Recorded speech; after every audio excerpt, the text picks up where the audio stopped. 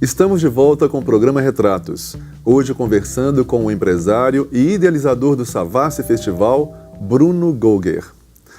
Bruno, a gente estava falando da primeira edição, né, do Savassi Festival, e você nos disse que ficou surpreso com o público de 5.000 pessoas, que era absolutamente inesperado, né? Uhum. Mas o festival, ao longo do tempo, vem introduzindo inovações, né, surpresas a cada edição. E isso tem ampliado, né, o cardápio de atrações que ele oferece, ampliado o público, consolidado o festival, não é? E eu queria saber de você, então, quais foram as surpresas que vocês prepararam para essa edição agora de 2016, né?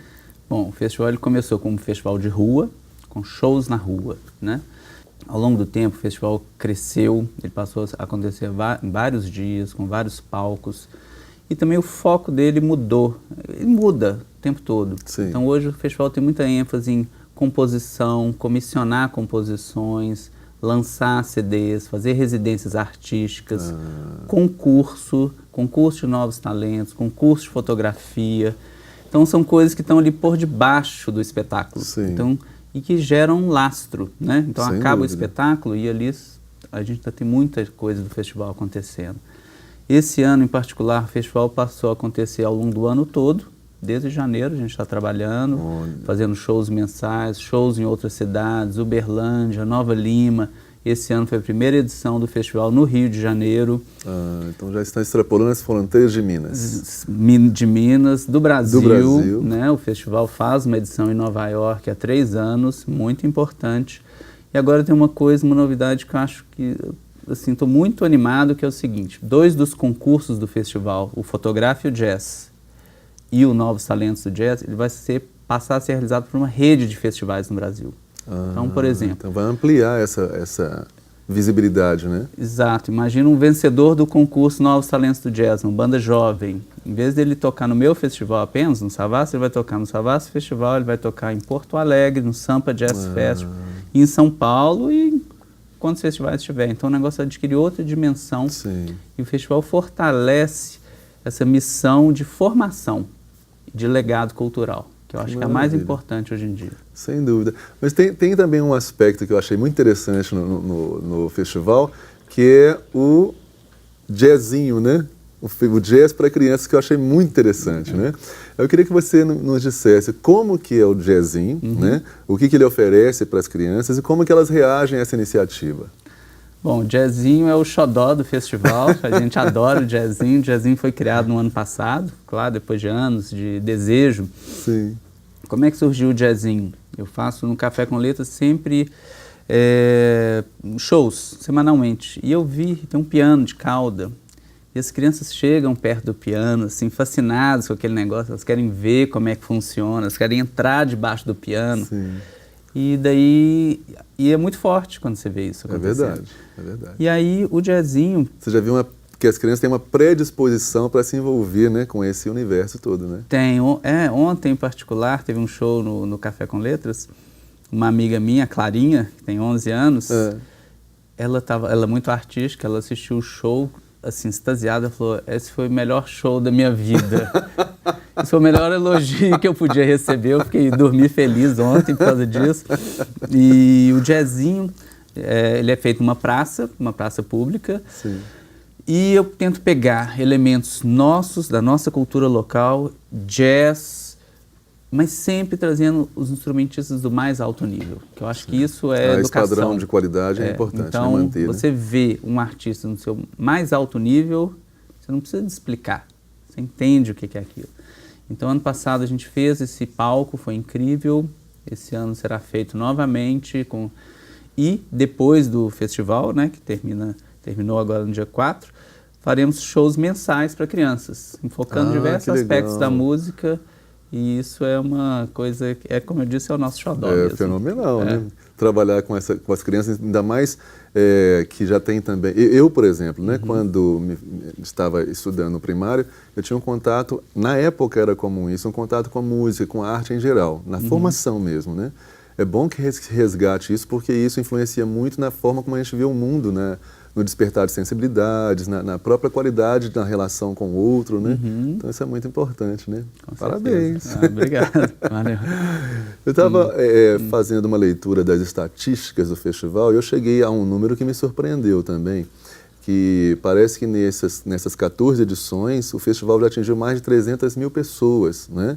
Em shows nas ruas, nas praças, nos teatros, nos centros culturais, em shoppings, em outros espaços, né?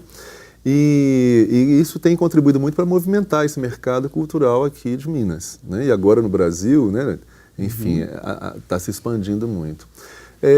Como que você tem visto, percebido o futuro do festival? Você pensa em algum momento em franqueá-lo? Ou no que você espera que ele se transforme? Bom, o festival, o processo de internacionalização do festival, eu quero que ele prossiga, né? Então, consolidar a edição em Nova York é muito importante. Quero consolidar no Rio de Janeiro, ter uma presença no interior de Minas Gerais. Sim. A ideia é criar um caminho, uma permeabilidade entre interior, capital, fora do país, né? A música brasileira, só quando a gente está fora do país a gente consegue perceber, aquilatar a importância da música brasileira. É verdade. Então, em Nova York, muito respeitada no mundo inteiro, né?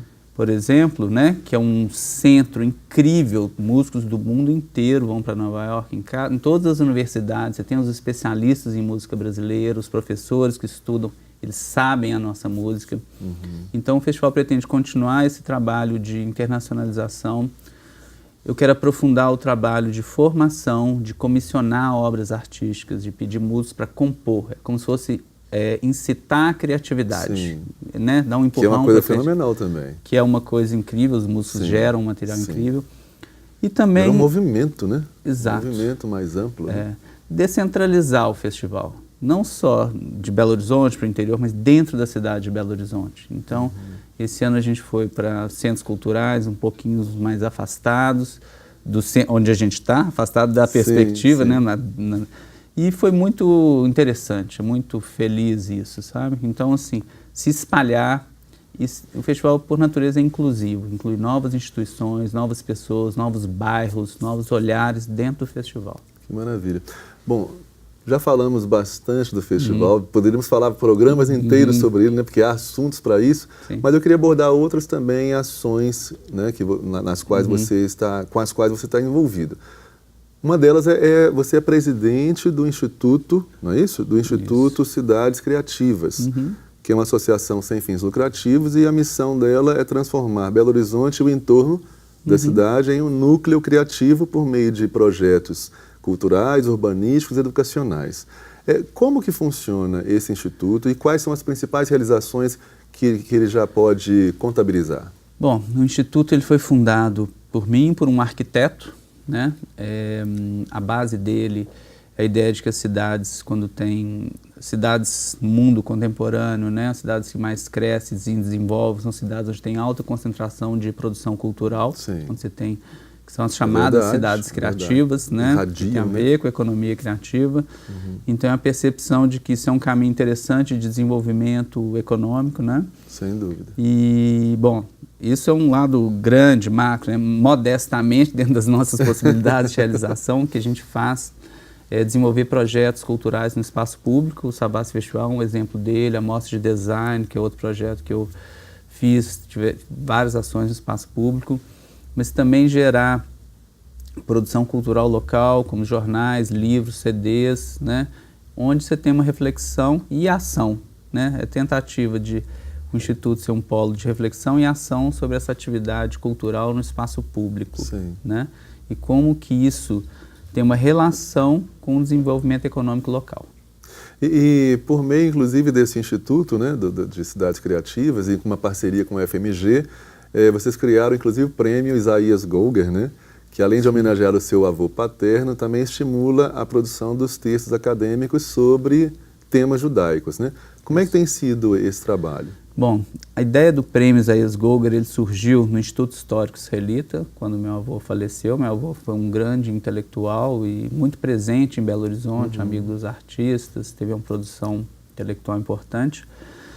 E o prêmio surgiu em parceria com a Lisley Nascimento, que coordena o Núcleo de Estudos Judaicos do UFMG. Foi realizada, por enquanto, apenas uma edição dedicada à não ficção, mas nossa intenção era que o prêmio fosse dividido em 3 partes. Sim. Ficção, não ficção, que já foi feito, ficção e tradução, que é outro trabalho importantíssimo. Sim, é verdade. Né?